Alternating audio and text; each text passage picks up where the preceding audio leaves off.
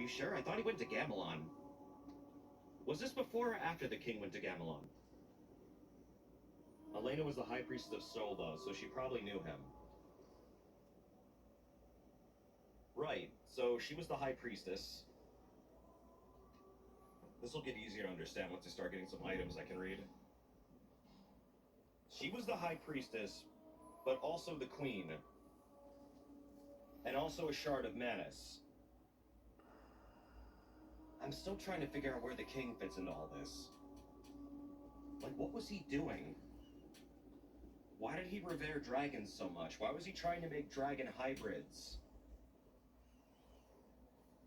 Was he also trying to obtain immortality? How does your character know the backstories of all these items? The magical lore fairies inside your brain. That's a good question. I've never known the answer.